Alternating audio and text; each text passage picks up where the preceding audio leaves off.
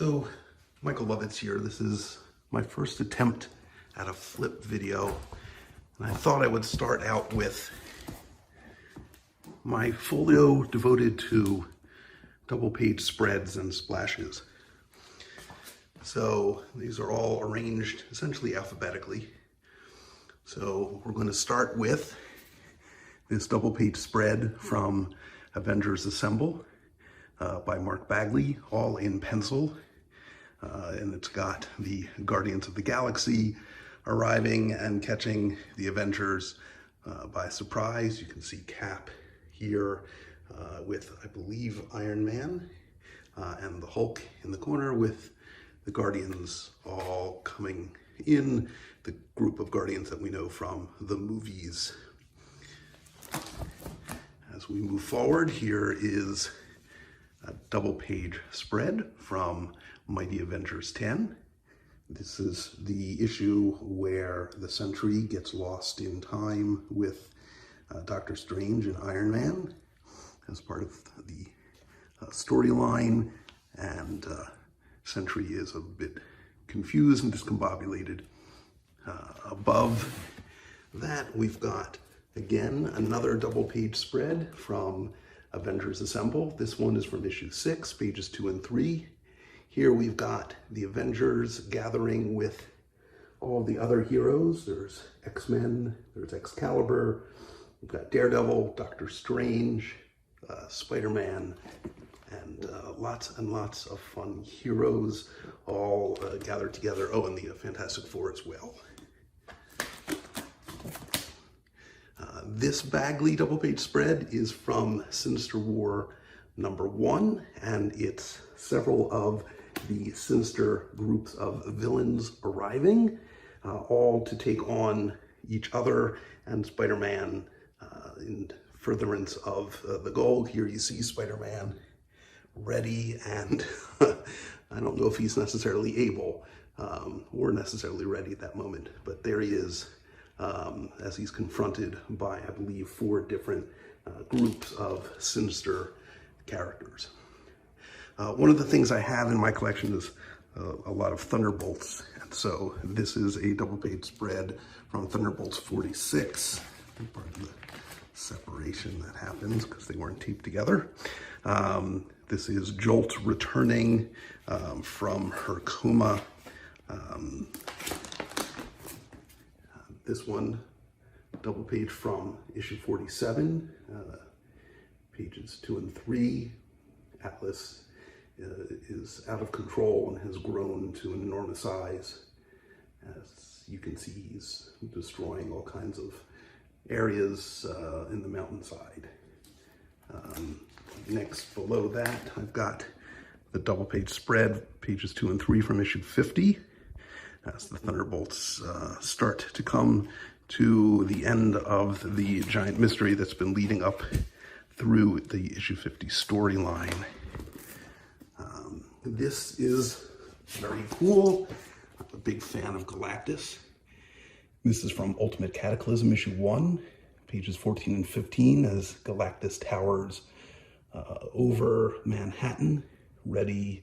And this is, of course, in the Ultimate Universe, ready to build his cosmic energy absorber for the purposes of regaining his health and strength, etc. And Spider-Man and the Ultimates, and this is Miles Morales Spider-Man, are attempting to stop him, not knowing who this is or what Galactus is capable of. This is also from the Ultimate Cataclysm, issue 4, page 10 and 11. There's also a surprint, which goes in over this panel, where Galactus is fighting Kitty Pryde, who has grown in stature to be able to take him on one-on-one. Next, sticking with Bagley and Ultimates, this is from Ultimate N2, pages 2 and 3. It's a gathering of various Thors, which I love. You've got all the famous versions of Thor, including Throg and Jane Foster version of Thor, Destroyer version of Thor, and the classic as well as the ultimate versions can be found here. Next is from Ultimate Spider-Man 104. Again, a double-page spread. This is the clone storyline, and this is the Fantastic Four attempting to help Spider-Man with the clone problems. Still from issue 104, pages 12 and 13. Again, the FF fighting against one of the clones that's escaped. Also from 104, pages 18 and 19. This is Dr. Octopus fighting against one of the clones and Spider-Man Peter. And so this is Doc Ock gathering his arms to him, but to no avail, as both versions of Spider-Man, in this instance the clone is female, coming to attack him. You can see towards the very end, Doc Ock knows he's about to get hit very hard. Next is still with Ultimate Spider-Man, but this is towards the end of the run from the Death of Spider-Man storyline. This is issue 158, pages 12 and 13. As the Sinister Six Ultimate version has gathered outside Peter's home because Norman knows Peter Parker is Spider-Man. Peter is joined in this instance by two of his fabulous friends, both Iceman and Human Torch. You can see in the final panel as Human Torch gets ready to take on the villains. And from the same issue, pages 18 and 19, here you see Iceman joining the fray as the villains continue to press their attack. Still from issue 158, pages 20 and 21, Iceman unfortunately getting blasted out of the battle into the house of one of the neighbors as Sandman and Electro and Kraven try to get closer to finding Peter and Spidey. Next is from issue 159, pages 2 and 3. Here you see a wounded Spider-Man all the way in the corner over here, facing off once again against the villains, Human Torch and Iceman, pretty much out of it, as too is the Green Goblin.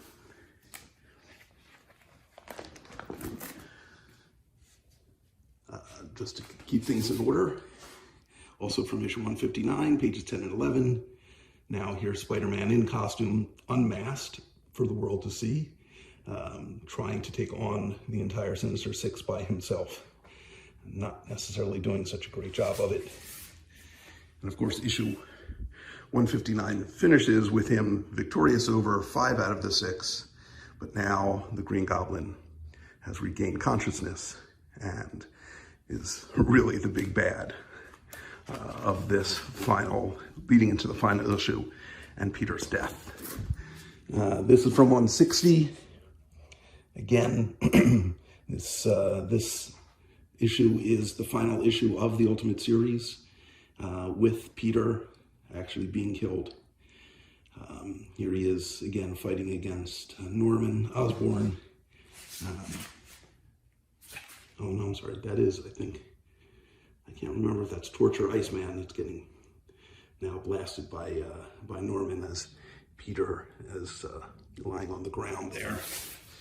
And then pages 16 and 17 from issue 160, Mary Jane and Aunt May have come back and are trying to help Peter and ramming Osborn with a truck, although it doesn't do a whole hell of a lot of good, unfortunately. So moving off from Bagley, now we have Jim Chung.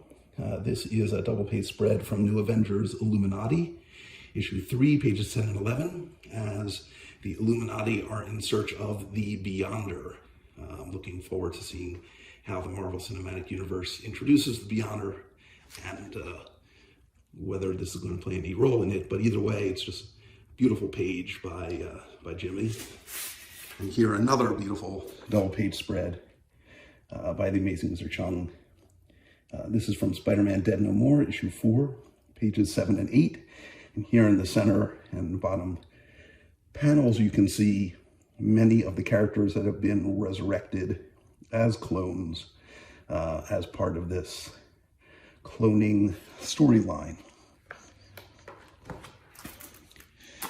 Next, we have a double pager from the Legion of Superheroes. This is from one of the oversized Treasury Edition issues, the issue where, excuse me, where Lightning Lad and Saturn Girl get married.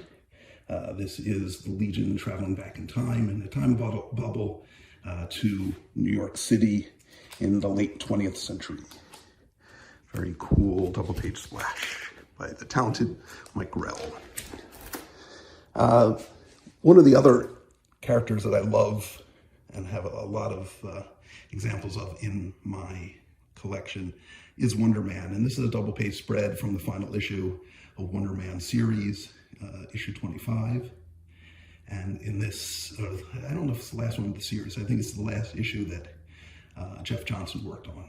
But it is the culmination of the 2-year-long storyline, and Wonder Man, who had shared his powers with a group of neighbors and friends, now takes back all that power into himself and basically tries to move forward once again under full control. He's just finished battling Mephisto and his brother. So that's a very sad but encouraging ending to that storyline. This is Greg Land from his run on Nightwing. This is issue 45, pages 2 and 3. Nightwing strapped to the table along with a second Nightwing copycat as Blockbuster and his minions are trying to get Nightwing out of the picture. Again, beautiful work by Greg Land. These two, again, Nightwing, but these are by Rick Leonardi. First, on top we have here from the Nightwing, Our World at War special, as he's running across the rooftops. Again, beautiful Rick Leonardi artwork on this nice double-page spread. And then from issue 57, Nightwing once again captured. Here he is chained to the ceiling, hanging upside down, and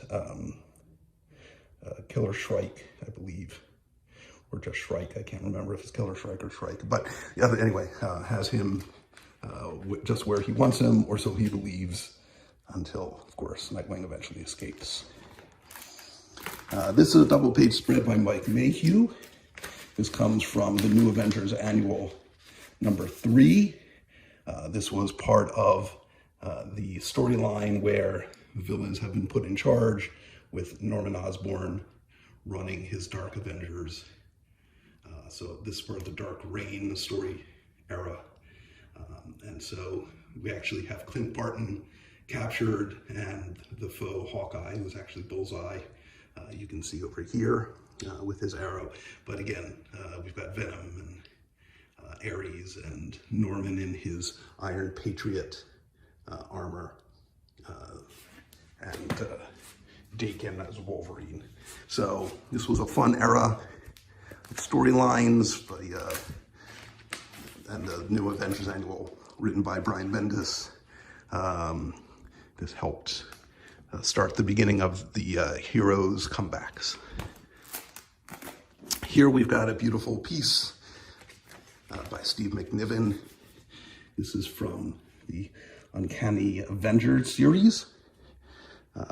This is focused on the Scarlet Witch and Wonder Man, Simon Williams. In the corner here you can see Sunfire and Rogue. As I forget what happens in this storyline, so I apologize, but it's a beautiful spread with great artwork showing the connection between Wanda and Simon. This one is really cool. I bought this many years ago, I loved this first run on Firestorm.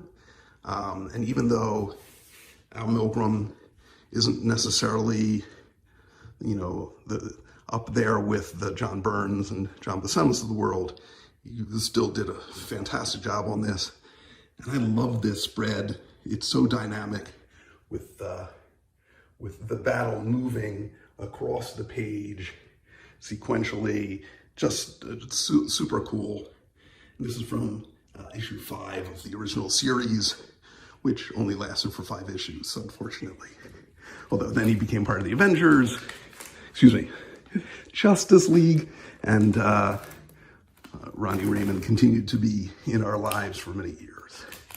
So this is a spread by Carlos Pacheco from the Superman Batman series. This was where Batman and Superman were going through different alternate dimensions. And here we have the Legion taking on a modified version of the Freedom Force. Batman and Superman statues here in the background, just too cool. Freedom Fighters was one of my favorite series growing up also. Just that cool alternate World War II type world where the Germans won. Very neat stuff, and I've always been a big fan of the Legion. So this next piece is from the accent on the first ebook put out, focusing on George Perez's artwork. This is the Avengers centerfold, and it came actually from George's personal collection. He had kept it up through just before his passing. And you can see that he decided to try his hand at coloring. As everyone knows, he started doing his own painted works as he got further along in his career. So it's hard to know exactly when he did this color edition, but clearly he was using this as practice. And of course, there's just some great detail here in terms of the characters. These are some of my favorite versions of the costumes of these characters, including the Wonder Man costume that appeared in issue 161 for the first time and only lasted until 166, but still very cool. So these are everyone that had been an Avenger as of that time, and just an amazing Avengers piece by the master himself. Next, we've got a couple of cool pieces. First, I'll start here and I'll move up. This is the center page, double page spread from issue 38 of DC Comics Presents. And George did the centerfold showing all of the different characters that had teamed up with Superman through the first 3 years, the first 36 issues of the book. So all of the esoteric characters, including the new Starman, which was very cool, but that appeared in those Jim Starlin issues. But these are all of his co-stars from those first 3 years of issues. Just a neat piece, a fun view of the DC universe through George's eyes. You've got the Atom on Superman's shoulder, all the fun details that George loves to put into his work. Above that, and bear with me because I need to adjust the pages just a little, is from the JLA Avengers storyline. This is a double page spread from issue 2, pages 18 and 19, with the Justice League fighting against the Avengers. You've got Wonder Man taking on Green Lantern, got Aquaman, Wonder Woman versus Hercules, Scarlet Witch, Quicksilver, Hawkman. Just a lot of fun as each team is trying to gather the different weaponry that they've been set upon to find as part of this contest between the Grandmaster and Corona. Next, from DC Universe Zero, it's a beautiful double-page spread with the Spectre fighting back the Anti-Monitor at the beginning of time, at the start of the universe. Just a very cool Perez, another cool Perez masterpiece. So much fun, so much detail.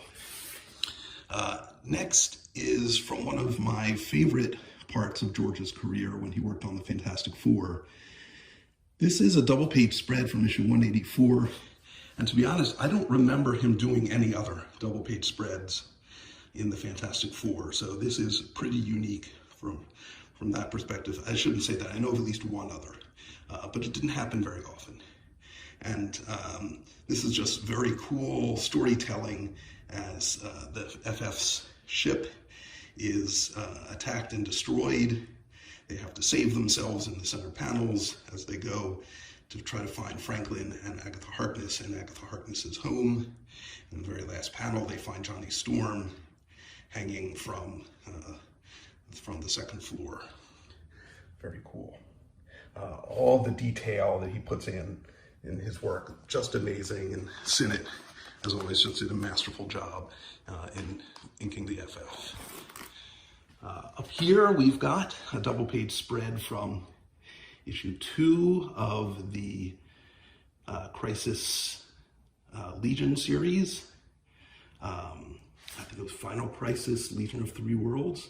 Anyway, you've got 3 different Legion teams all being summoned.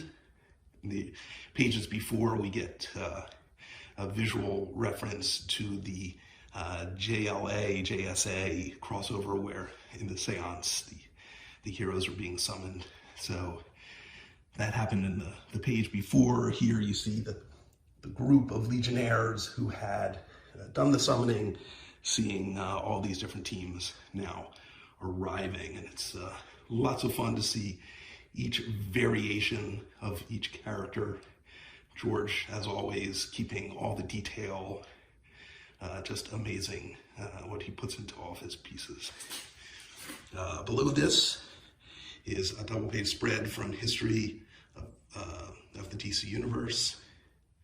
That was a 2-issue prestige format series that was done after Crisis on Infinite Earths, that basically set up and reset the history of all the heroes, but all on a single dimension, single Earth. And this is all done in pencil, which is very cool. Most of the pages were inked by Carl Kiesel, I believe, but these are all pure pencil, pure George. These 2 are from the Hulk Future Imperfect series. The top we have here is the Trophy Room double-page spread from issue 1. I believe it's pages 26 and 27. And again, the detail that he puts into everything. I believe Wizard did a chart, and Marvel has, I think in some of their trade paperbacks, done a chart of what everything is in here. But I love how George slips in stuff which has nothing to do with Marvel. For instance, we've got the city of Kandor here. We've got Tom Servo from Mystery Science Theater 3000. All kinds of fun stuff. You can spend lots of time just going through. I love this little tidbit here where he does an Inhumans reference to artwork that we've seen on covers. So just beautiful, beautiful stuff. And then the companion piece to that I just recently picked up, and that's the double-page spread from the end of issue 2, pages 46 and 47, wherein the Maestro has been sent back in time, and of course he says, "This won't do it. I'll get out of here. I'll go back and I'll go back to the future and I'll get you there." And what he doesn't realize is he's been sent to the place, the location, and the time of the original gamma bomb explosion. And you get to see in parallel here the origins of the creation of the Hulk, and here the final destruction and death of the Maestro, i.e. the Hulk. So, very cool piece. Here's the painted color that went with it, so you can see the beauty of the symmetry. Next is a double page spread from New Teen Titans issue 12. These are the Greek gods versus the Greek Titans of myth. Very cool spread. Again, action-packed. George just did beautiful choreography in all of his work, and this is just another great example of that. Also from New Teen Titans issue 23, this is our first double page spread with Blackfire, Starfire's not so altruistic sister, who has come to return her to her home world and stop the war that has broken out. Anyway, beautiful double page spread, great shot of Commander, and from one of my favorite titles that George ever did. This is a cover, so I slightly break from the double page spreadness of it, but it's a wraparound cover. This was from the Wildcats Authority crossover. Probably the only time that George did these characters, so I thought it would be very cool to own it. You don't get George doing Midnighter very often, so if ever, other than this. We're leaving George now and moving into Jim Starlin. This is a really cool double pager from Strange Adventures, issue 8. It's got all kinds of fun cosmic heroes and villains. Absolutely do love Starlin's work, and this was one of my favorite versions of Starman, so this was a cool piece to add. There's even Bizarro Superman, so who doesn't love Bizarro Superman? This Ethan Van Sciver piece is from Impulse 50. I just thought it was very cool because it's Impulse teaming up with Batman, trying to defeat the Joker. Here you see the Joker, who's given a variety of tasks to Impulse, and as he does them, he's also trying to help set up the trap and means for Batman to capture the Joker. Very cool piece. Another Ethan Van Sciver from issue 67. Again, nice gathering of heroes. So always love those kinds of shots as they're doing a surprise birthday party for Max Mercury. This double page spread is from Charles Vess, and this was from Marvel Fanfare, issue 37. There was a 3-part storyline involving the Warriors 3, and I believe this is the 3rd issue, and near the end when everyone finally realizes Loki's the one who's responsible for everything going on. This is a recent edition.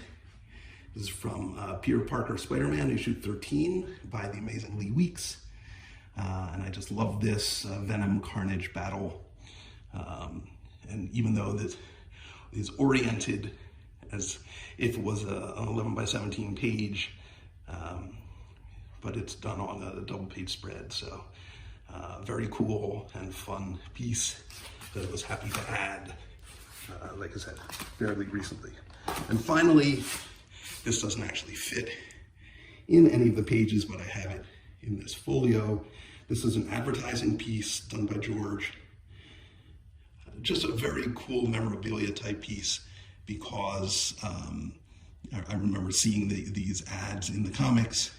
And what's interesting is, so George didn't draw the little covers, those were photostats, but he did all the figures in between. So here, Batman and Superman, here Batman, Superman, Flash and Wonder Woman, the Titans, the mystery type characters, Warlord and Arak, and the Western characters. So just a very cool piece. So that's it. That's my flip. Hope you enjoyed it.